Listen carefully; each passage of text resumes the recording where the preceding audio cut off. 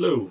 Today I wanted to take things a little more casual than I usually do. I feel like I sort of had sort of this idea of a video that I wanted to make, but at the end of the day, it's sort of just me talking, like talking to a friend. And when I have a script or I guess something to rely on, I tend to revert back to that or sort of use it as as a kind of crutch in a way. So I've got some points that I like to talk about, a little story, but besides that, we're just hanging out. So sit back, crack open a little bevy if you've got one, and let's hang out. This is just a little NA. It's a little non-alcoholic. I found that during the week, I don't like to drink too much, or whenever I'm working, and or I suppose whenever I'm going through sort of like a spurt of sobriety or anything like that. But I found these sort of like non-alcoholic seltzers or hoppy waters, whatever you want to call them, and they're pretty good. It's nice to just sort of have something to sip on during the week, and I guess really whenever. But they're kind of nice. So anyway, I wanted to talk about self doubt, and I've got a bit of a story for you. So when I was growing up, up until I was maybe 12 or 13, I grew up in Los Angeles. I moved up to a small little mountain town, sort of population, maybe 4 or 5 thousand, no stoplight, just like a stop sign, that kind of town. But we had these sort of hiking trails that would just go off for miles, and there were a whole bunch of different abandoned mines, ranger stations, a whole bunch of other cool things, that when you're at that age, when you're maybe 14, 15, it sort of gets you out of the house and you kind of want to, go out and sort of explore all these kinds of things. So one day I headed out and I found this abandoned mine. I thought, no, this is the absolute coolest thing. I couldn't have been more than 15 or older than 15. But I go into this mine and I start going deeper and deeper, and the only real like source of light that I had was my phone. And I'm getting pretty far deep in this mine. I look down and I realize my phone's only at like 5, maybe 6%. So I started trailing back, since obviously your light goes out. It's probably not going to end too well. So I started heading back. And there's all these sort of little twists and turns, little dead ends. So at a certain point, I start freaking out a little bit, as it's slowly ticking down, 3%, 2%. I reach sort of this point where I can sort of see the opening of the mine. I'm super relieved. I can see, it's slowly counting down, maybe 1% now. And I go out, I get out of the mine safely, and I am thrilled. I survived this mine, and it's awesome, until I sort of look out on the horizon. I can see sort of the sun cresting down behind like sort of mountain range. And just as it does, I look down at my phone. I can see that 1% just black screen. It's gone. My phone is dead. Really, my only source of light. And I knew that it's about to get really dark, really quick. And if you've lived in a rural area before, you can attest to how dark it actually gets when there's no city lights, any light pollution, anything like that. It gets dark. So at that point, I need to trail my ass back home. So I start just sort of going down all these trails, going every which way, and at a certain point, my phone's dead. I thought, I pretty soon I'm gonna be dead here, and I had to spoil the story for you, but I ended up making it back. But there were a couple points where I didn't know if I was heading the right way. I couldn't see things like sort of barreled up and down, those trails, but looking back, I know that there were definitely several times where I was going in every single direction except the right one. And regardless, I kept walking. Eventually, I made it back home. But so looking back, I realized that sort of when I was there, sort of surrounded by all these pine trees in the dark, you start hearing things, you start seeing little like flashes of light, little eyeballs peeking at you. Um, I realized that sort of being lost isn't necessarily the worst thing, that can happen. I think at that moment it was just standing still, because it didn't matter, where I went, as long as I was making sort of a step.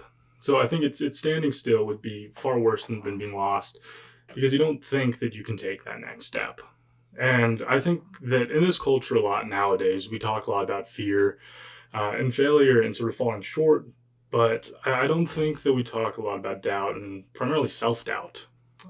Because fear is at least really easy.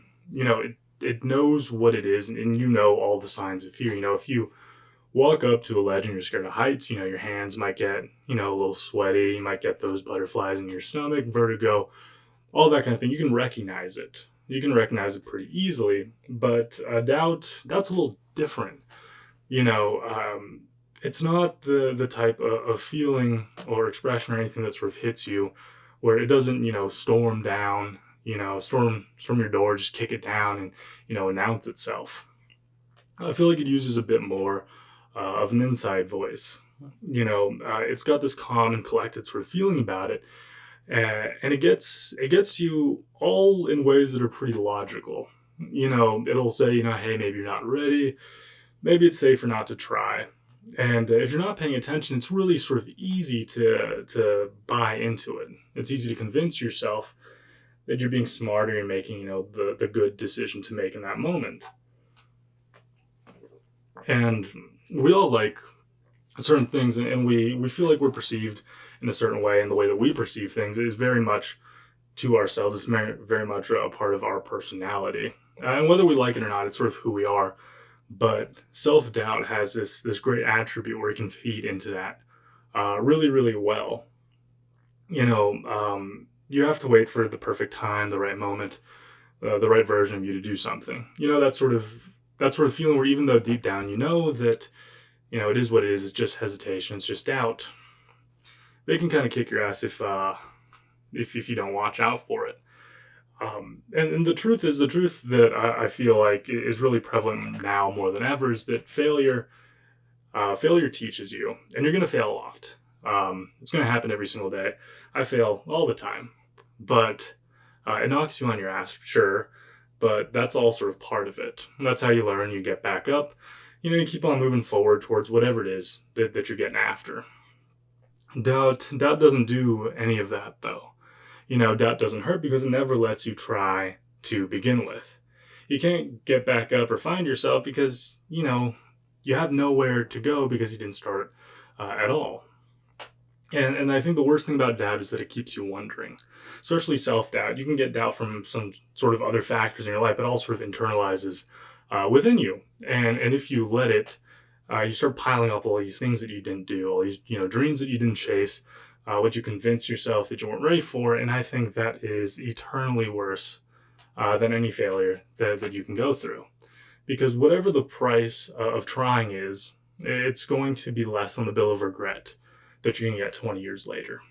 And at some point, I think this goes for every sort of man and woman, you've got to decide if the life that you're living is one that you actually want and actually feel like it's yours. So I think there's a big difference between just living in a life and in a life that you actually can control.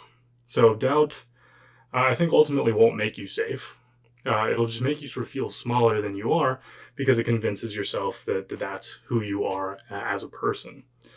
And if you've been sitting on something, I think the best thing to combat self-doubt is just to go for it, just to understand that, hey, maybe I'm not all the way ready, maybe I'm not, maybe whatever. And then just sort of steamrolling it, steamrolling those feelings, because at a certain point, if where you are is right here and where you want to be is over here, you're going to have to sacrifice some part of your life to get there. You have to kill some version of yourself internally to move on to that next section in your life.